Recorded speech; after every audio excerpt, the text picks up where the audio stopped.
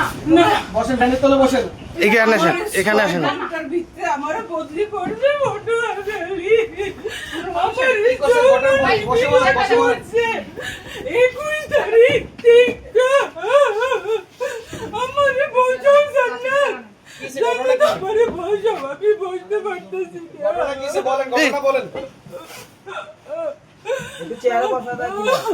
এই, ওনাকে ধরে বলেন না, স্টাফ কোথায়? বলতে আসি বসার জন্য ভাই আমরা পুরুষ মানুষ, আমি বলতে আসি বসার জন্য কিসে ঘটনা কি বলেন? আচ্ছা একটা বসেন না আমারে তুলো আমারে ধরে ধরে চেয়ারটাতে বসা। তুলো ওনার হাতে ধরে সমস্যা, হাতে ধরে তুলেন না।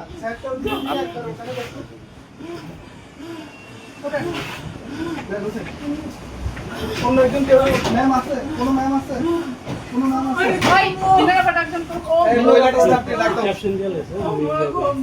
আমি একটু ধরে আমার বাচ্চাটার কি হইব ম্যাম আমার বাচ্চাটার কি হইব আমার না দেখো না সংসার মিনা পাঠাচ্ছেন আমাকে যৌন নিপীড়ন করা হয়েছে কিসে? আমাকে যৌন হেনস্থা করা হয়েছে এই এক্সিএন অবৈধভাবে অফিসের উপরে থাকে আপনারা ভিডিও করেন যায় সেটা দেখেন গা এক্সিএন অফিসের উপরে থাকে আরো কর্মচারী উপরে থাকে আমারে অনৈতিক ভাবে কই আমি বলে রুমো বলে যাইতাম উঠে দাও ম্যাম দোষ। উঠে বসেন না ম্যাম। হয়রানি করতে কবে? হয়রানি করতে কবে? আমারে 21 তারিখ থেকে এর আগের থেকে আবার আগে প্রস্তাব দে এবারে রুমো বলে যাইতাম এক্সচেঞ্জারে রুমো বলে যাইতাম বেড়ারে বলে খুশি করতাম আর নাহলে আমারে বলে বদলি বলে করে দিব নাম কি, ওনার actual নাম কি? নাম আবুল খায়ের নির্বাহী প্রকৌশলী আমার অফিসের হেল্প করেন, ওর তুলেন, এরপরে স্যার আপনাকে কি বললো আমারে পানি দাও জান্নাত আমার কি গলা বলে? শুকিয়ে যেতেছে কিভাবে আমারে আরে, পানি দাও ওনার অভিযোগ ওনাকে বলতে দেন। এরপরে করছে কি হ্যাঁ, আপনার বিষয় না, এটা ওনার বিষয়। এরপরে আমি হেরা টেন্ডার করছে হ্যাঁ। সে টেন্ডার চোর সে টেন্ডার করছে আমি এস্টিমেটর টিপু স্যারকে বললাম স্যার আমার তো আমি পারতাম না আমি ওনার একটু সাইড দেন, উনি আসুক। ওনার একটু সাইড দেন। আমার তুলো আপনার নাম কি? আপনি কোন পোস্টে আছেন আর কি সমস্যা বলেন? আমার নাম মুসাম্মদ তাসবিন আক্তার আচ্ছা, কি হয়েছে? ঘটনা কি হয়েছে? ম্যাডাম ওঠেন ওঠে বসে ম্যাডাম, হ্যাঁ উঠান উঠান। হ্যাঁ দোনোজন ধরেন। না উঠলে কি ইয়া করে যাবে একটা মানুষকে ও মাথা ঘুমাবো একটু ক্যামেরা ইয়ে করে দেন। বুঝে যাও দিয়ে দেন দেন, দেন, দেন, দেন।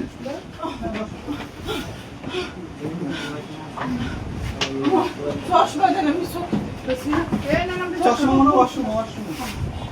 মেরা পানি আপনাকে এই প্রস্তাব কবে করছে?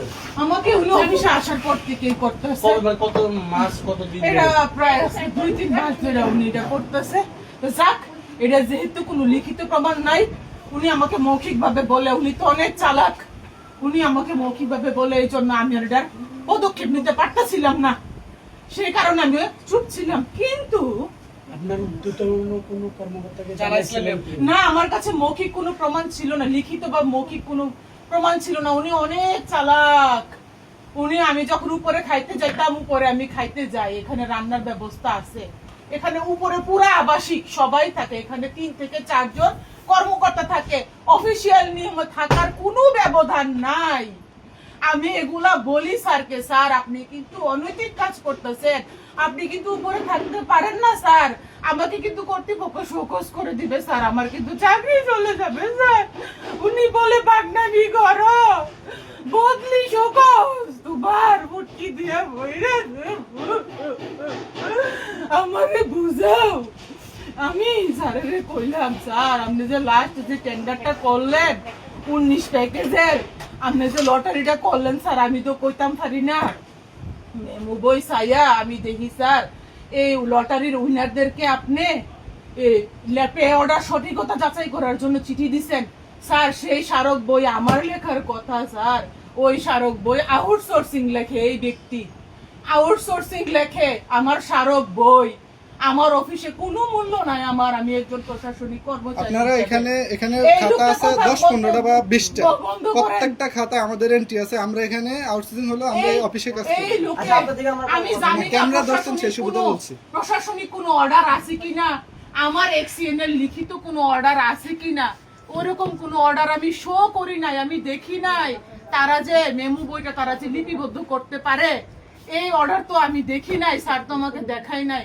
আমি বললাম এস্টিমেটর টিপু স্যারকে, স্যার আপনি যে পে অর্ডারের জন্য যে চিঠি দিচ্ছেন, এই চিঠি তো আমি করছি না, এই চিঠির স্মারক তো স্যার 423, এই চিঠির স্মারক স্যার 423 স্যার হবে, এটা আমার চিঠি স্যার, এটা আমি দাখিল করব, এটা আমি স্মারক না বইয়ে লিখবো, এই চিঠির নিচে স্যার আমি ইনিশিয়াল করব স্যার, এটা অপ্রশাসনিক ভাবে এই চিঠিগুলো কেন যাচাইয়ের জন্য ব্যাংকে যাবে স্যার?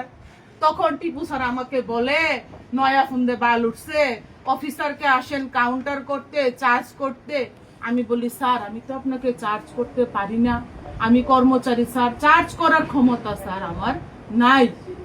স্যার আমি প্রশাসনিকভাবে জানতে চাইছি স্যার, আপনারা কেন এই টেন্ডার নোটিশ যে লটারি যে করবেন, কেন নির্বাহী প্রকৌশলীর আদেশে সই করা একটি পত্র আপনারা কেন দাখিল করেন নাই স্যার? এই পত্র তো আমি দাখিল করার কথা। কোনো সময় অফিসে অডিট হইলে এই প্রশ্ন তো আমি সম্মুখীন হব, আপনি কেন এই টেন্ডারের লটারি প্রকাশের তারিখটি আপনি নোটিশ বোর্ডে দেন নাই এবং কর্তৃপক্ষকে অবগত করেন নাই, তখন কি আমার চাকরি থাকবে? আমি এখানে প্রশাসনিক দায়িত্বে আছি, আমার কি প্রশাসনিক বিষয় সম্পর্কে প্রশ্ন করার অধিকার নাই? আমি কি জানতে পারি না আমার স্যারের কাছে? পারি কি না?